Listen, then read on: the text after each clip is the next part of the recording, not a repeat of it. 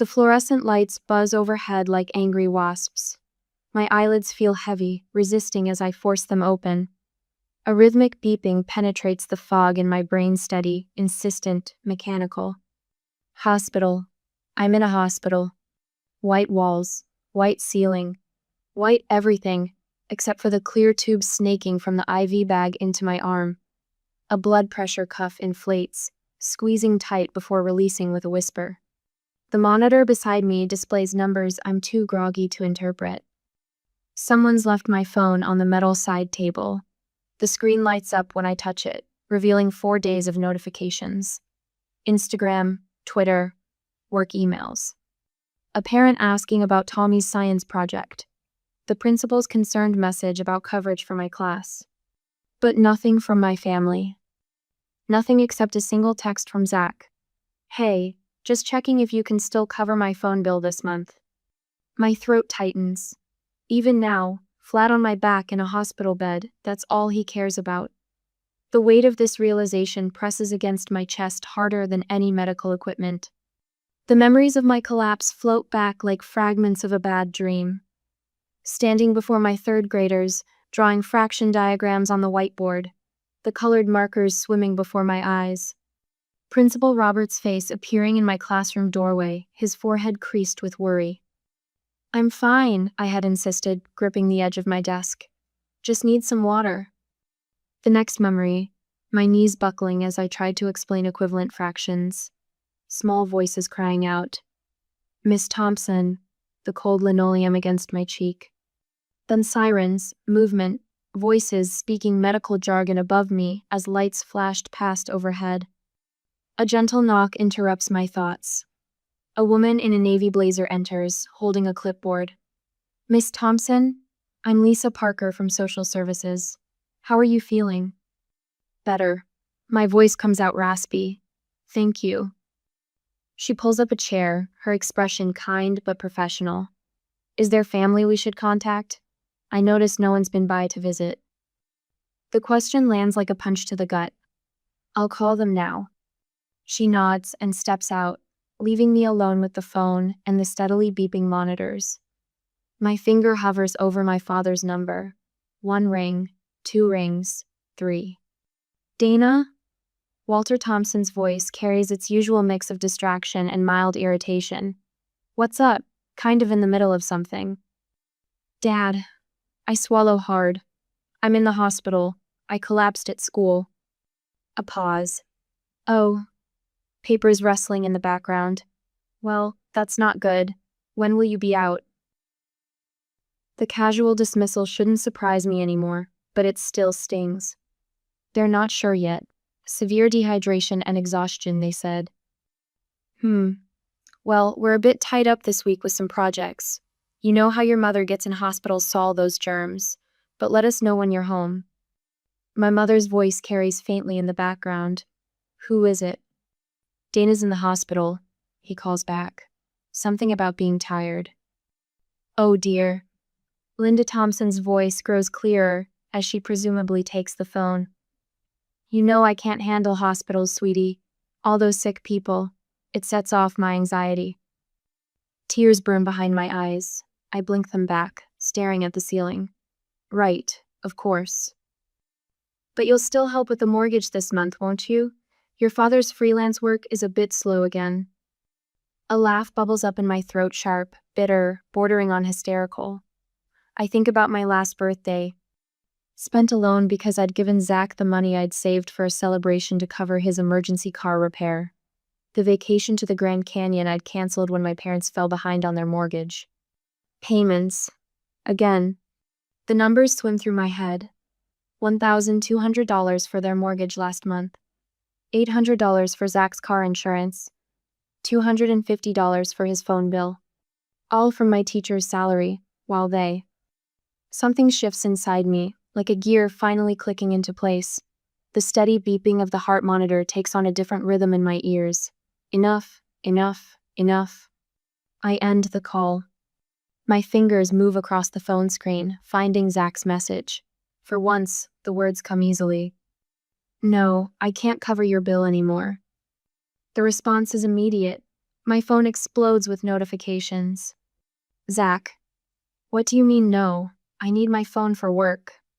Mom, Dana, don't be selfish. Your brother needs help. Dad, we raised you better than this. Zach again, you can't just abandon family.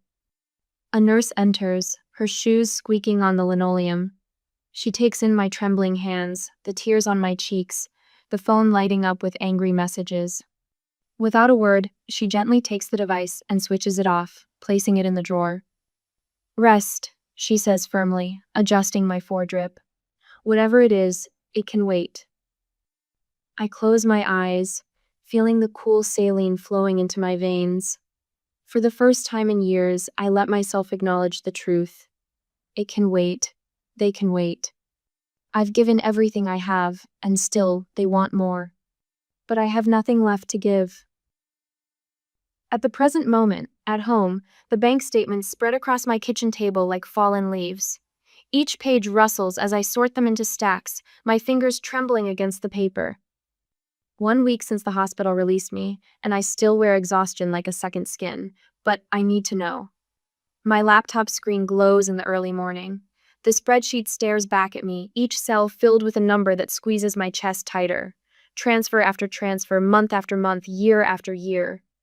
The pattern emerges in cold, merciless clarity. Let's see, I whisper, fingers tapping calculator keys. 200 here, 800 there, 1,200 for the mortgage. The total flashes on the screen, $42,000. 3 years of my life reduced to a number that steals my breath. My teaching contract lies beside the statements, the salary figure suddenly absurd against the mountain of withdrawals. How many field trips had I chaperoned while my bank account bled dry? How many spelling tests had I graded while my family drained me empty? The memory surfaces like a bubble breaking. Mom sprawled on the couch last Christmas, hand pressed to her forehead. Dana, sweetie, my migraines are back. I just can't handle the stress of these bills. Her voice had quavered perfectly, her eyes gleaming with practiced tears. I'd written the check before she finished speaking. Dad's office in the garage floods my mind next. The space where he claims to do freelance work, but the browser history tells a different story. YouTube videos, online poker, hours of mindless scrolling while bills pile up. His voice echoes in my head. Just a slow month, princess, you know how freelancing goes. A knock at my door startles me from the memories. Sarah from work stands there holding a casserole dish, her smile warm but worried. Thought you might need dinner that isn't from a drive-thru. You didn't have to. I start, but she walks past me into the kitchen. Oh, honey. She takes in the paper chaos on my table. What's all this? Evidence. The word tastes bitter. 3 years of being the family ATM. She sets down the casserole and pulls out a chair. Tell me. Before I can answer, my phone buzzes. Dad's voice fills my voicemail. Your mother is beside herself with worry. How could you ignore her texts after everything we've done for you? Sarah's eyes narrow at the message. She reaches over and silences the phone as another text appears.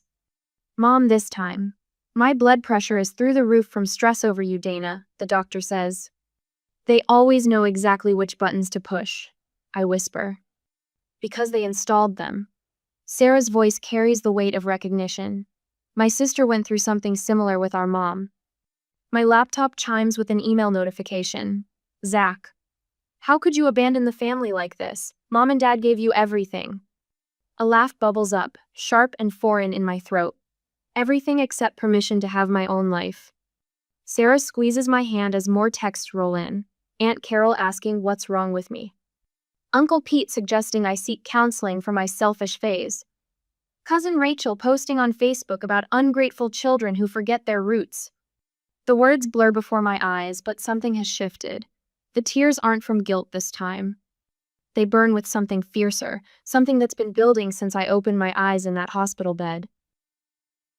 Later that night, my fingers move across the keyboard, crafting an email I've needed to write for years. The words flow like water breaking through a dam. Dear family, I am no longer available to provide financial support. All past contributions were gifts, not loans or obligations. This decision is final and not open to discussion. My cursor hovers over the send button. The familiar vice of guilt tightens around my throat, but Sarah's presence steadies me. One click. Done. I turn off my phone before the backlash can begin. The silence fills my apartment like cool water, washing away years of manipulation. That night, I sleep without waking for the first time since childhood. Morning light streams through my window when I find the old photo album tucked away in my closet beneath a stack of unpaid medical bills. The pictures tell their own story. Thanksgiving, me in the kitchen while everyone eats. Christmas, me wrapping presents while mom directs from her sickbed. Birthday parties where I'm barely visible, always serving, always giving. A loose paper flutters from between the pages. Zach's childish handwriting spreads across the crayon drawing. Thank you for being my mom when mom is sick. The truth hits me like a physical blow. I hadn't been a daughter or a sister. I'd been a resource, carefully cultivated and steadily drained. The hospital hadn't been my wake-up call. It had been my liberation. I close the album and stand, muscles protesting from hours hunched over bank statements. The spreadsheet still glows on my laptop screen, but it doesn't strangle me anymore.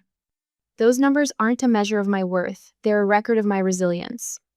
And a map showing exactly where to build my walls.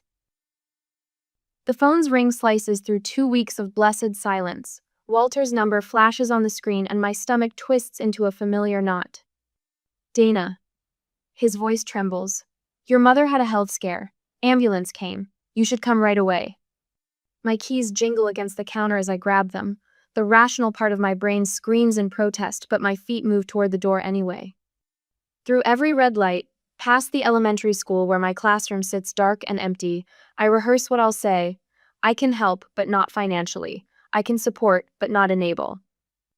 The words evaporate when I see Linda stretched out on her floral bedspread, pale face turned toward the window. Walter and Zach hover nearby, exchanging meaningful glances. Baby girl, Linda's voice barely carries. Is that you? I slip into caretaker mode like putting on an old sweater. Within hours, I'm sorting medications, preparing soup, dusting surfaces that clearly haven't seen attention in weeks. The house smells stale, as if no one's opened a window since I left. Bills peek from drawers as I search for clean washcloths, past due notices, collection warnings. My fingers itch to write checks, to make the problems disappear like I always have. The old pattern wraps around me, comfortable as a noose. Just until she's better, Walter murmurs, watching me scrub dishes that have sat too long. You know how she gets when you're not here. The water runs scalding over my hands. Steam rises, carrying 20 years of similar conversations. Just until the mortgage catches up. Just until Zach finds a better job. Just until. On my third day back, I hear Zach's voice floating from the garage. The window above the sink lets his words drift in clear as bells. Work like a charm. She's back. His laugh carries no warmth. Mom should seriously go into acting. The plate in my hands doesn't shatter when it hits the bottom of the sink. It just sits there, sudsy and accusatory, while ice spreads through my chest. Behind me, Linda's slippered feet whisper across linoleum. I turn to find her moving with none of the weakness she'd shown moments ago when I'd brought her tea. She freezes, catching my eye. The mask of illness slips back into place, but too late. My phone feels heavy in my pocket. I pull it out, fingers trembling, as I text Sarah. They faked a medical emergency. The response comes instantly. Stay put. Coming to check on Linda. Sarah arrives 20 minutes later, all concerned smiles and medical expertise from her years as a school nurse. Her eyes telegraph support as she performs an unnecessarily thorough check of Linda's symptoms. My own salvation arrives in the form of a call from Principal Roberts. Sorry to bother you during family leave, but we have an urgent curriculum matter. I have to go, I announce, gathering my purse. School emergency. But your mother. Walter starts. The words that have lived in my throat for decades finally break free. Seems to be feeling much better. Linda's eyes narrow. The sharp calculation there confirms everything. Outside, Mrs. Bennett from upstairs waters her sidewalk plants. Oh, Dana, how's your mom? Saw her Friday looking great in the makeup aisle at Marshall's. Friday, the day of her episode. The walk back to my car stretches longer than usual. Each step feels like waking up from a decades-long dream. An hour later, St. Home, I spread bank statements across my kitchen table like a general planning battle strategy. Transfer records, text messages. Years of carefully documented withdrawals paired with convenient emergencies. The timeline emerges in neat columns. Mom's heart flutter equals down payment for Zach's car. Dad's back injury equals their property tax payment. The burst pipe that never existed equals 3 months of mortgage payments. My hands don't shake anymore as I write the formal letter. Words flow like water breaking through a dam. I am writing to document the pattern of financial exploitation and emotional manipulation that has characterized our relationship. Moving forward, I will no longer provide financial support of any kind. The late afternoon the next day, the sun paints my apartment in amber when I return to their house one last time. The letter sits in my bag, heavy as stone. Your mother needs her medication. Walter calls as I walk toward my car. $180. I close the car door with a soft click that echoes like thunder. The smile that crosses my lips feels foreign and wonderful. Through the windshield, I watch their faces shift from expectation to confusion to the first traces of fear. They've never seen this smile before. They have no idea what comes next. At the present, the morning sunlight streams through my apartment windows, casting warm pools across the hardwood floor. My spider plant stretches its leaves toward the light, thriving since I've had time to actually water it. 3 weeks of peace, of sleeping through the night, of remembering to eat breakfast. 3 weeks of... My phone buzzes, again and again. The screen lights up with a barrage of notifications, each one making my stomach clench tighter. Dana, how could you do this to your own mother? Aunt Meredith's text screams in all caps. Cousin Linda told me everything, writes Uncle Pete. We raised you better than this. You abandoned your mother after she nearly died? Another message from a family friend I haven't spoken to in years. I set my coffee mug down with trembling fingers and opened Facebook. Mother's latest post fills my screen, complete with a photo of her looking frail in a recliner, tissues scattered artfully around her. Never thought I'd see the day when my own daughter would abandon her family in our time of need. After all, we sacrificed to raise her, prayer warriors needed. The comments section overflows with sympathy. What a heartless daughter. Kids these days have no respect. Praying for you, Linda. My brother Zach has shared her post, adding his own twist. Created a GoFundMe for our family in crisis. My sister's abandonment has left our parents struggling. Please share. The campaign already has $2,000 in donations. I close my eyes, drawing in a deep breath. The air conditioning hums softly, grounding me in the present moment. When I open my eyes, I see my reflection in the window, shoulders straight, jaw set. Not the cowering daughter they expect me to be. Sarah arrives an hour later, laptop tucked under her arm. Ready to set the record straight? I nod, pulling out my own computer. More than ready. We spend the afternoon crafting my response. Not a rant, not a defense, just facts. I create a private Google Drive folder, methodically uploading years of bank statements. Each document tells its own story. $1,200 monthly mortgage payments to my parents. Car insurance payments for Zach. Medical bills I covered while they remodeled their kitchen. The folder grows. Screenshots of texts begging for money, each one labeled with the corresponding bank transfer. The recording of Zach's phone call in the garage. Mom should seriously go into acting. My therapist's formal letter documenting the pattern of financial abuse. Keep it simple. Sarah advises as I draft the email to the extended family. Let the evidence speak for itself. My fingers move across the keyboard. Dear family, I understand you've heard concerning things about my relationship with my parents. Rather than argue, I'd like to share some documentation with you. The attached folder contains bank records, communications, and other evidence that will provide context for my recent decisions. I ask only that you review these materials before making judgments. Best regards, Dana. Send. The responses trickle in slowly at first. Aunt Meredith calls within the hour, her voice thick with tears. Dana, honey, I had no idea, all these years. Uncle Pete's email arrives next. This is disturbing. I'm so sorry we jumped to conclusions. Mother's phone lights up my screen. I let it ring. A text from my father. Take down those lies immediately. Your mother is beside herself. Another from Zach. You're twisting everything. They'll never forgive you for this. But the tide has turned. In the following days, Mother's Facebook post disappears. The GoFundMe vanishes. Family friends send quiet messages of support. We suspected something wasn't right. You were always giving. Giving. Your mother's stories never quite added up. Through my living room window, I watch the sunset paint the sky in shades of pink and gold. My phone buzzes with a text from Aunt Caroline, Mother's sister. I've watched this dynamic for years, too afraid to speak up. You're braver than I ever was. A week later, Mother launches a video call offensive, her face tear-streaked as she begs family members to understand what our Dana has done to us. But in the background, tacked to their bulletin board, a notice peeks out. Final foreclosure warning. Their facade crumbles further when Zach's LinkedIn profile suddenly updates. Seeking new opportunities in sales. The certified letter arrives on a Tuesday morning. Law firm letterhead, my parents' names and the return address. I place it unopened on my desk, a quiet smile playing at my lips. They taught me well about family obligation, about doing the right thing, about standing firm in my convictions. I pick up my phone and dial the number Sarah recommended.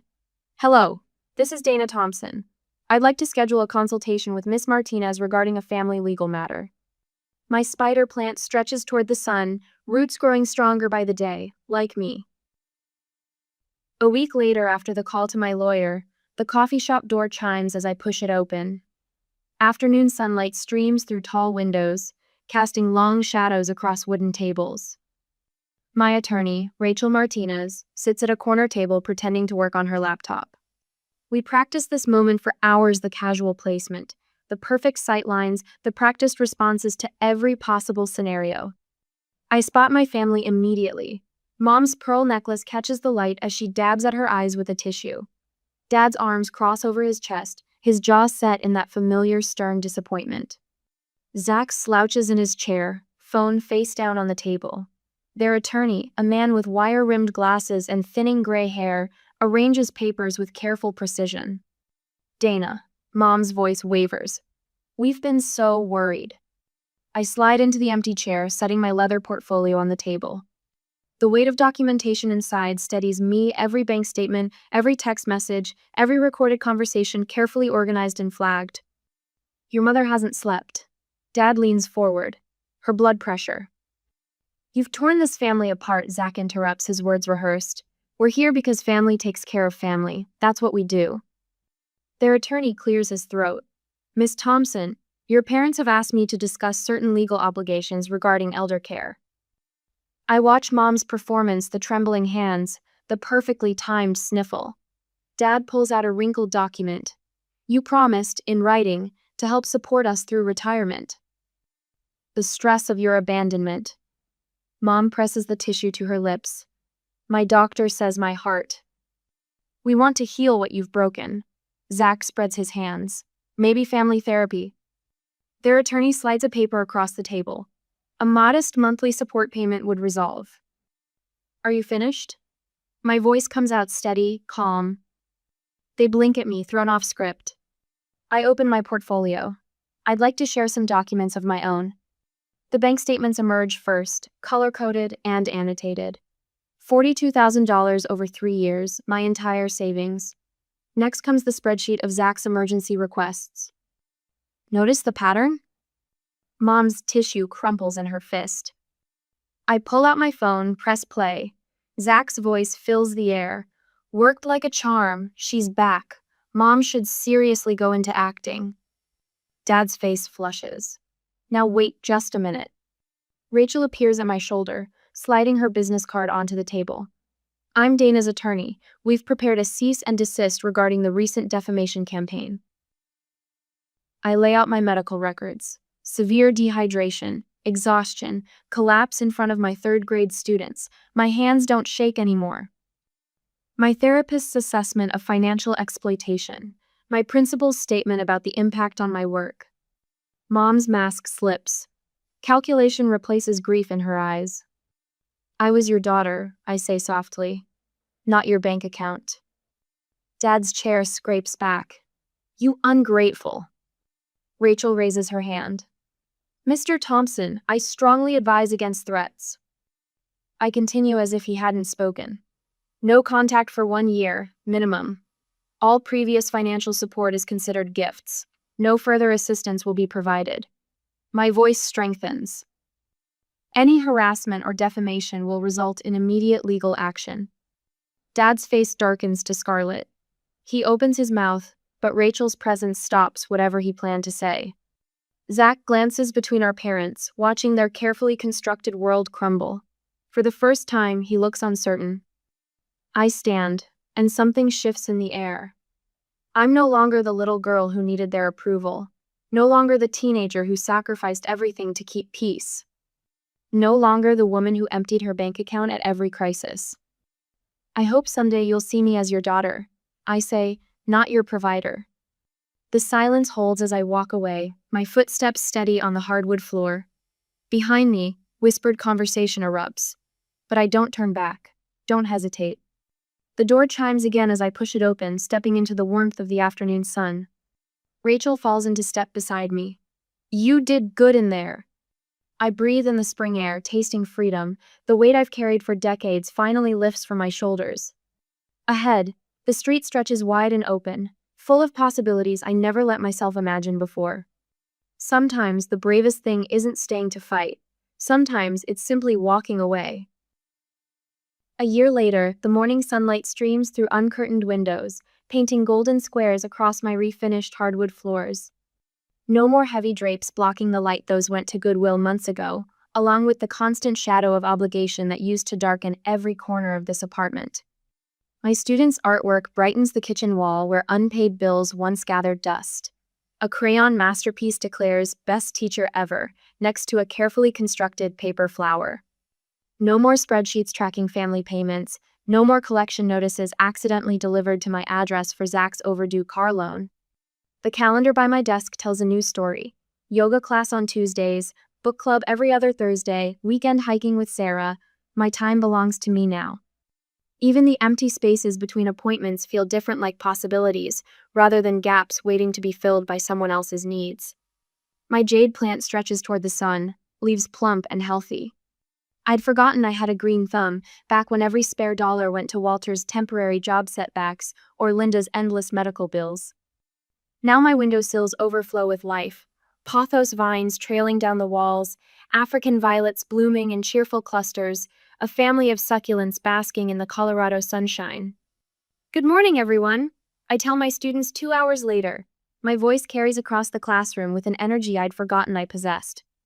28 third-grade faces beam back at me, their excitement for today's science experiment practically vibrating the air.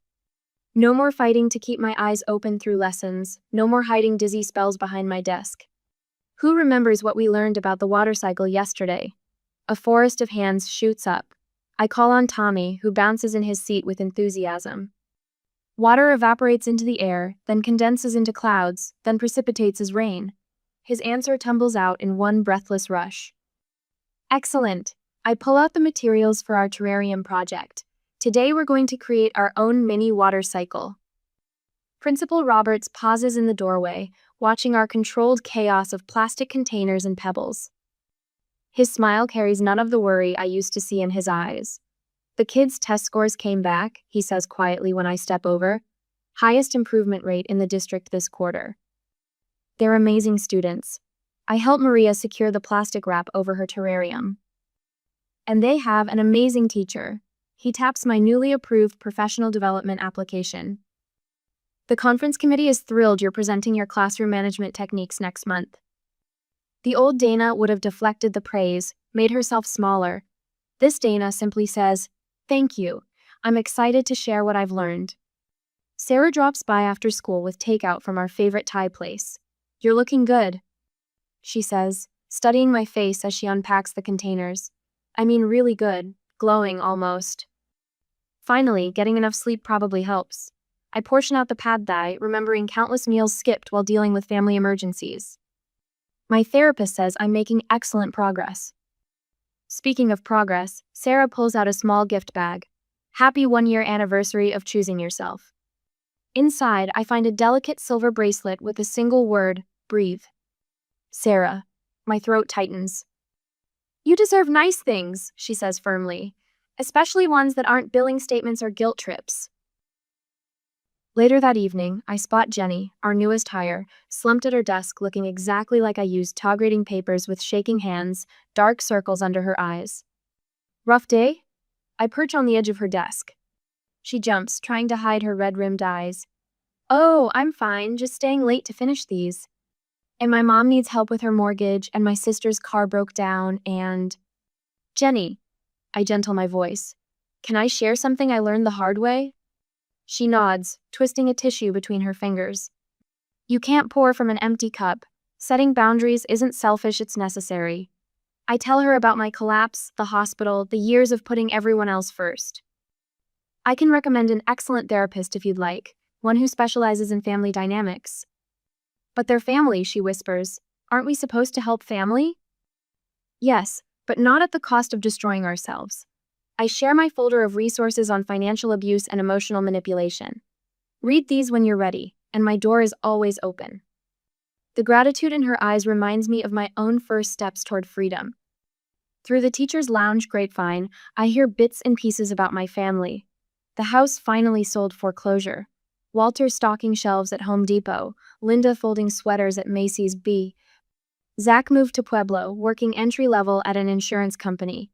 Sometimes I catch myself reaching for my phone to rescue them, but the impulse grows weaker each time. The evening settles around me like a comfortable blanket as I curl up in my reading nook. Another change I made to the apartment, carving out this space that's purely mine.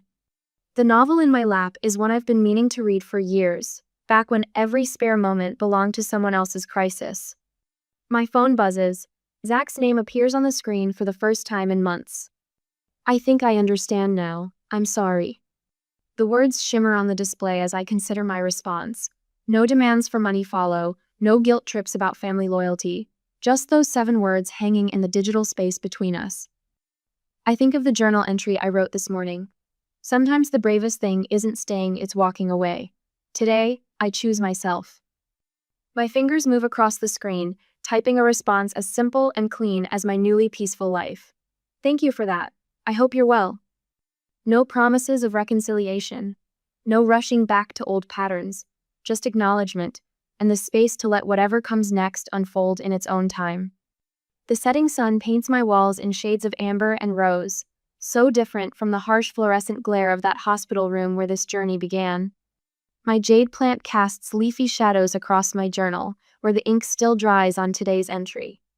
In the quiet, I can finally hear my own heartbeat, steady and strong, no longer drowned out by the constant noise of other people's needs. I am my own sanctuary now, and in the end, that's worth every difficult step it took to get here.